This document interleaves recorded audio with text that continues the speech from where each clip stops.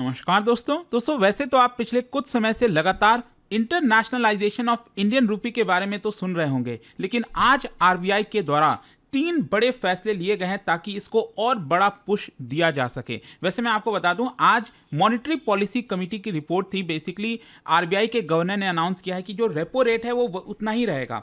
जो repo rate है वो 5.5% ही रखा गया है। पिछले 2 बार से इसको चेंज नहीं किया गया है। इनफैक्ट जो जीडीपी का ग्रोथ का अनुमान है उसको बढ़ाया गया है। पहले सोचा जा रहा था 6.5%, लेकिन अब इसको बढ़ाकर, ये जो करंट फाइनेंशियल ईयर चल रहा है, इसको बढ़ाकर 6.8% कर दिया गया। इसका बड़ा कारण है कि जो पिछला वाला क्वार्टर का आंकड़ा आया था उसमें अच्छी खासी बढ़ोतरी देखने को मिली जीडीपी के अंदर। लेकिन इस वीडियो के अंदर हम स्पेसिफिक फोकस कर रहे हैं कि आज आरबीआई ने मॉनेटरी पॉलिसी कमेटी के रिपोर्ट के साथ साथ यहां पर जो इंटरनेशनलाइजेशन ऑफ इंडियन रूपी है उसके बारे में कुछ नए मेजर्स की बात की है। तो वो एग्जैक्टली क्या है, इससे क्या मदद होगा, इससे रिस्क और चैलेंजेस क्या हैं, वो सब कुछ मैं आपको बताऊंगा। चलिए आगे बढ़ते हैं। लेकिन दोस्तों उससे पहले आप सबको एक बहुत इंपॉर्टेंट खबर दे दूं। देखिए क्या है कि यूपीएससी की तैयारी के साथ साथ आज के ज़माने में आप सब जानते हैं कि जो स्किल बेस्ड कोर्स है उनकी काफ़ी इंपॉर्टेंस है। मतलब आप डिग्री तो हासिल कर लेते हो, लेकिन जो आपके पास स्किल चाहिए, स्पेशली एआई का ज़माना है, तो यहाँ पर एआई मास्टर क्लास जो जेन एआई फाउंडेशन कोर्स है वो स्टडी आईक्यू के द्वारा पूरा कराया जा रहा है। जो नया बैच 11 अक्टूबर से स्टार्ट हो रहा है। अगर आप इसको अवेल करना चाहते हैं, इनफैक्ट यहाँ पर आप देख सकते हो ये सारे फीचर्स आपको मिलेंगे। 40 आवर्स का पूरा सेशन होगा, 19 सेशन, 2 आवर्स हर एक सेशन होगा। इसके साथ साथ एमसीक्यू, मिनट टास्क, बहुत सारी चीज़ें। यहाँ पर अलग अलग जो टूल्स हैं, चैट जीपीटी, जेमिनाई, हर एक टूल्स का इस्तेमाल करके ये पूरा जो फाउंडेशन कोर्स है वो आपका कंप्लीट किया जाएगा। लिंक कमेंट सेक्शन में मैं डाल दूंगा। यूज़ करना है आपको ये code Ankit live maximum discount के लिए। और अगर आपको कोई दिक्कत है, प्रॉब्लम होती है, तो ये फ़ोन नंबर यहाँ पर दिया, आप इस पर कॉल कर लीजिए 092400233293। वहां पर आपको सहायता मिल जाएगी। चलिए शुरुआत करते हैं। सबसे पहले हम देखते हैं कि एग्जैक्टली हुआ क्या है। देखिए आरबीआई ने नए स्टेप्स अनाउंस किए हैं ताकि जो इंडियन रूपी है उसको इंटरनेशनलाइज किया जा सके। ये जो मेजर्स हैं, बताया जा रहा है कि इसकी वजह से जो यूएस डॉलर पर डिपेंडेंस है वो थोड़ी कम होगी। साथ ही साथ जो रीजनल फाइनेंशियल इंटीग्रेशन है वो और ज़्यादा डीपन होगा। रीजनल फाइनेंशियल इंटीग्रेशन का मतलब ये हुआ कि हमारे जो आसपास के पड़ोसी देश हैं, चाहे भूटान है, नेपाल है, श्रीलंका हो गया, तो उनके साथ हम और बेटर तरीके से रूपी में ट्रेड कर पाएंगे, लोकल करेंसीज में कर पाएंगे। और धीरे धीरे करके यहाँ पर जो ग्लोबल एक्सेप्टेंस है इंडियन रूपी की वो बढ़ने लगेगी। देखो ऐसा नहीं होता है कि एक झटके में सब कुछ हो जाए। जैसे आज के डेट में डॉलर है तो ऐसा तो है नहीं कि बस चुटकी बजाया और रूपी भी जो है डॉलर की तरह हो गया। आपको छोटे छोटे कई सारे स्टेप्स लेने पड़ते हैं। तो यहाँ पर 3 मेजर्स लिए गए हैं, ये आप देख सकते हो। यहाँ पर सबसे पहला है जो एडी बैंक्स हैं, बेसिकली ऑथोराइज्ड डीलर बैंक्स। मैं आपको बताऊंगा आगे ये होता क्या है। ये यहां पर अब रूपी में लोन दे सकेंगे नॉन रेसिडेंट एंटिटीज को, भूटान में, नेपाल में, श्रीलंका में, ताकि रूपी में ट्रेड और बढ़े। ये मैं आपको सब डिटेल में एक एक करके बताऊंगा आगे। दूसरा है आपका यहां पर जो नए बेंचमार्क एक्सचेंज रेट्स हैं। क्या है कि अभी ज़्यादातर जो एक्सचेंज रेट्स पब्लिश किए जाते हैं वो आपका डॉलर, ग्रेट ब्रिटेन पाउंड जो हो गया, येन हो गया।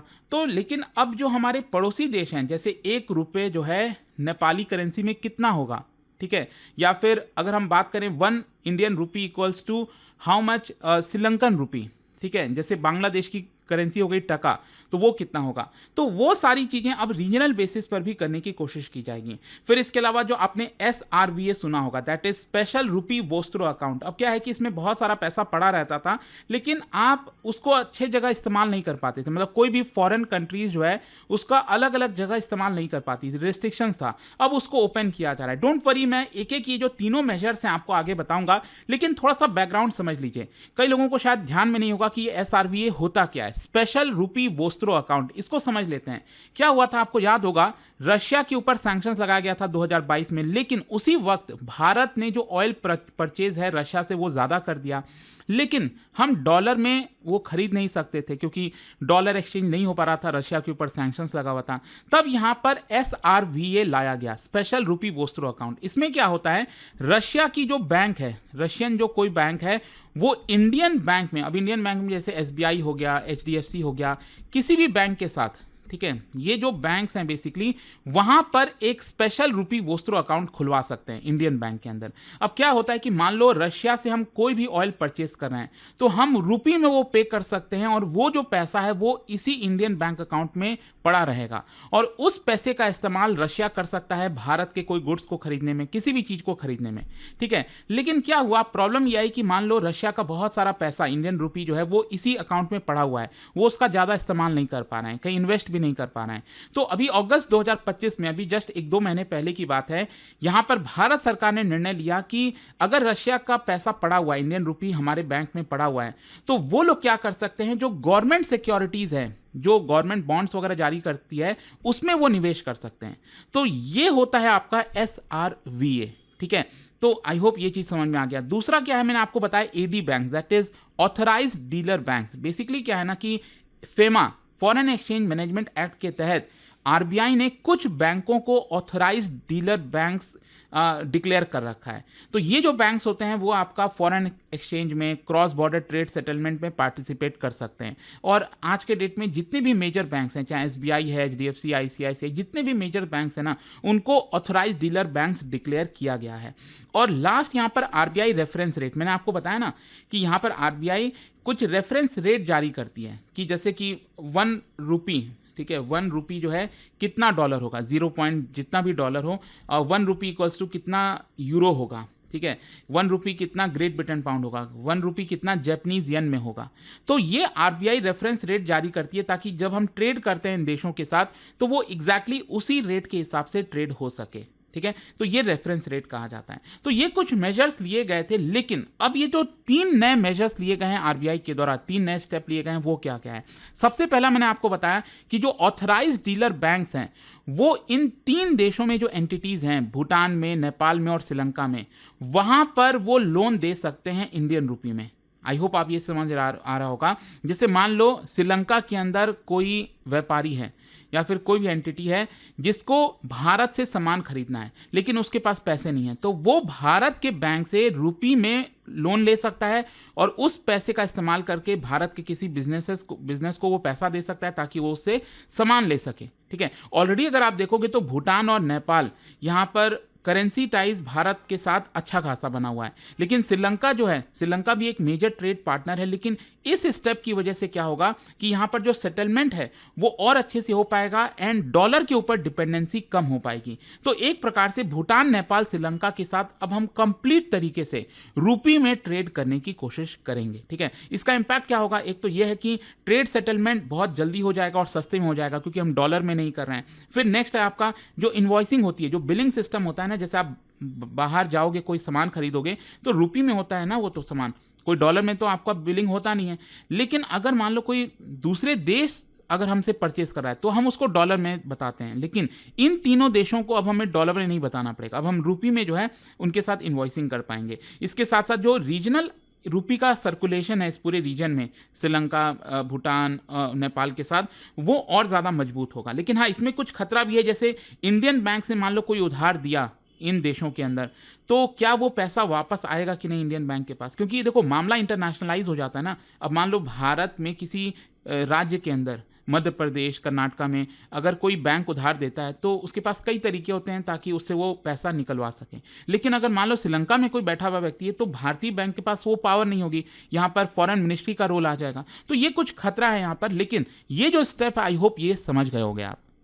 फिर नेक्स्ट, अब जैसे मैंने आपको बताया कि यहाँ पर इन्वॉइसिंग वगैरह जो किया जाता है, मान लो कोई श्रीलंका का व्यक्ति भारत से सामान खरीद रहा है तो डॉलर वगैरह में करते थे, लेकिन अगर मान लो अब उसको रुपी में करना है तो रुपी में हमें पता होना चाहिए ना कि श्रीलंकन रुपी और इंडियन रुपी में कितना एक्सचेंज रेट चल रहा है, तभी तो वो हो पाएगा।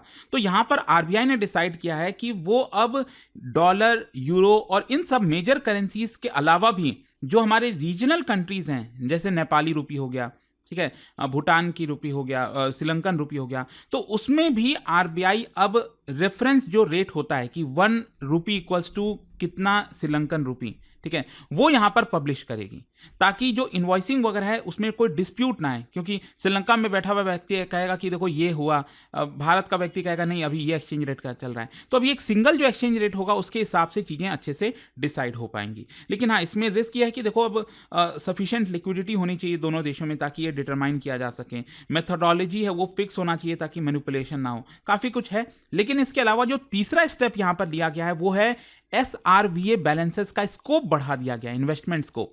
जैसा मैंने आपको बताया ना कि मान लो रशिया का कोई व्यक्ति है, ठीक है, रशिया का बैंक है, ठीक है, अब रशियन बैंक ने क्या किया, इंडियन बैंक में, ठीक है, अपना SRVA स्पेशल रूपी वोस्त्रो अकाउंट खुलवाया। तो अब रशिया हमें जो भी ऑयल वगैरह भेजता है तो हम उसको रुपी में पेमेंट कर रहे हैं। अब वो रुपी क्या है, इंडियन बैंक के एक अकाउंट में पड़ा हुआ है, और वो रुपी किसका है, रशियन बैंक का है, रशिया का रुपी है। तो अब ये इतना सारा पैसा पड़ा हुआ है, अब वो पैसा का करे क्या, क्योंकि जरूरी नहीं है कि वो रशिया भी हमसे इतने सारे गुड्स खरीद रहा है। तो वो चाहता है कि वो निवेश करे, लेकिन अभी तक वो अलाउड नहीं था। इनफैक्ट अभी 2 महीने पहले ही ये जो मान लो 5 करोड़ रुपए पड़े हुए हैं रशिया के, तो अभी 2 महीने पहले सरकार ने ये अलाउ कर दिया कि ये 5 करोड़ रुपए अगर आप चाहो तो गवर्नमेंट जो बॉन्ड्स होती है ना, जो इंडियन गवर्नमेंट सिक्योरिटीज जारी करती है, गवर्नमेंट सिक्योरिटीज, आप उनमें निवेश कर सकते हो। लेकिन अभी भी यहां पर वो बाकी चीजों में इन्वेस्ट नहीं कर सकते थे। आज क्या किया है आरबीआई ने, ये डिसाइड किया है कि जो कॉर्पोरेट बॉन्ड्स होते हैं, मतलब जो कमर्शियल पेपर कॉर्पोरेट, जैसे रिलायंस हो गया, प्राइवेट कंपनीज जो होती है ना, अडानी हो गया, टाटा हो गया, ये लोग जो बॉन्ड जारी करते हैं, तो ये रशिया चाहे तो अपने पैसे का इस्तेमाल इन बॉन्ड्स में निवेश कर सकते हैं। तो ये स्कोप बढ़ा दिया गया है ताकि जो स्पेशल रूपी वोस्त्रो अकाउंट है उसमें और अपॉर्चुनिटी हो निवेश करने की, ऐसा ना हो, क्योंकि अगर ये हम अपॉर्चुनिटी नहीं देंगे तो कोई भी फॉरेन बैंक जो है हमारे इंडियन बैंक में स्पेशल रूपी वोस्त्रो अकाउंट नहीं खुलवाएगा। तो ये प्रॉब्लम आ रही थी, तो स्कोप इसका बढ़ा दिया गया फाइनली। तो क्वेश्चन ये है कि इसका स्ट्रैटेजिक रैशनल क्या है, क्यों किया जा रहा है अभी। एक तो ये है कि जो डॉलर पर डिपेंडेंसी हम उसको कट करना चाहते हैं, रुपी की जो डिमांड है वो बढ़ाना चाहते हैं। इसके अलावा जो हमारा इंडियन कॉर्पोरेट बॉन्ड्स है वो और डीप होगा, क्योंकि और ज़्यादा अपॉर्चुनिटीज़ आएंगी इसके अंदर निवेश करने की। जियोपॉलिटिकल स्ट्रैटेजी भी है कि यहाँ पर भारत का जो फाइनेंशियल इन्फ्लुएंस है साउथ एशिया में वो हम बढ़ाने की कोशिश कर रहे हैं ताकि एक्सटर्नल शॉक लगे तो हमारे ऊपर असर ना हो।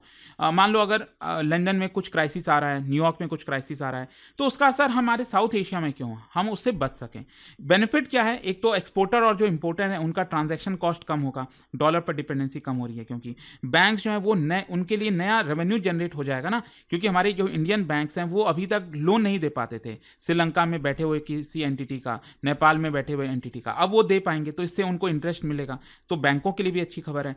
कॉर्पोरेट सेक्टर की बात करें तो उनके अपॉर्चुनिटी है कि उनके पास और लोग निवेश करने के लिए आएंगे, तो ये सब कुछ बेनिफिट है। लेकिन हाँ, रिस्क और चैलेंजेस जो मैंने आपको पहले ही बताया कि एक तो यह है कि जो इंडियन बैंक उधार दे रहे हैं क्या वो पैसा वापस लौटेगा कि नहीं, कई सारी चीज़ें हैं, जियोपॉलिटिकल अनसर्टेनिटी है। मान लो कल के डेट में अगर अमेरिका श्रीलंका के ऊपर सैंक्शंस लगा देता है, अब अमेरिका का तो कुछ पता नहीं, तो फिर उस केस में हम श्रीलंका के साथ कैसे डील कर पाएंगे, वो कुछ रिस्क हैं। लेकिन आगे क्या हो सकता है, फ्यूचर आउटलुक क्या है, देखो कुछ चीज़ें हमें जो है फोकस करनी होंगी कि आरबीआई आगे चलकर किस तरह के रेगुलेशंस लेकर आती है, सर्कुलर क्या जारी करती है, एग्जैक्ट रूल्स क्या आता है, फिर इसके अलावा गवर्नमेंट क्या इसको अप्रूवल देती है कि नहीं, जो भी कुछ आज अनाउंस हुआ है, फिर इसके साथ दे ही देगी, क्योंकि ऑब्वियस सी बात है आरबीआई अगर कुछ स्टेप ले रही है वो गवर्नमेंट के कंसल्टेशन के साथ ही कर रही होगी, आई एम श्योर। फिर इसके अलावा आप देखोगे तो अभी तक ऑलरेडी हमारे देश में जो स्पेशल रूपी वोस्त्रो अकाउंट है उनकी संख्या 150 से भी ज़्यादा हो गई है, तो आप समझ रहे हो कि कितना ज़्यादा यहाँ पर रूपी में ट्रेड हो रहा है। फिर इसके अलावा यहाँ पर जो यहाँ पर अडॉप्शन है रूपी का साउथ एशिया में वो किस प्रकार से होता है आज के बाद से, तो वो सारी चीज़ें देखने वाली होंगी। तो आई होप कि इस वीडियो के थ्रू आपको डिटेल में अच्छे से समझ में आ गया होगा कि एग्जैक्टली यहाँ पर हो क्या रहा है। और जाने से पहले एक बहुत ही इंटरेस्टिंग क्वेश्चन, क्या आप बता सकते हो मॉनेटरी पॉलिसी कमेटी जो मैंने अभी आपको बताया इसी के अंदर अनाउंस किया गया, इससे रिलेटेड 2 स्टेटमेंट यहाँ पर दिए हैं, आपको बताना है कौन सा करेक्ट है। इसका राइट आंसर आप सब जानते हैं, मेरे इंस्टाग्राम पर तो मिलेगा ही, वहां पर अगर आप नहीं हो कोई बात नहीं, टेलीग्राम से ले सकते हैं इसका सही उत्तर। और दोस्तों जैसा मैंने आपको बताया, अगर आप यूपीएससी की तैयारी कर रहे हैं, कोई भी बैच चाहते हैं, you just have to use this code Ankit live, या फिर जैसा मैंने आपको बताया दोस्तों कि हमारा जो एआई मास्टर क्लास है, जो जेन एआई फाउंडेशन कोर्स है पूरा, वो 11 अक्टूबर से स्टार्ट हो रहा है। तो अगर आप एआई के बारे में सीखना चाहते हैं, अलग अलग टूल्स इस्तेमाल करना चाहते हैं, ये पूरा कोर्स आपको मदद कर सकता है। And use this code Ankit live. कोई दिक्कत है, प्रॉब्लम है, फोन नंबर है 092400233293, आप इस पर कॉल करिए, वहां पर आपको मदद की जाएगी। स्टडी IQ IAS, आपका सिलेक्शन हमारा मिशन।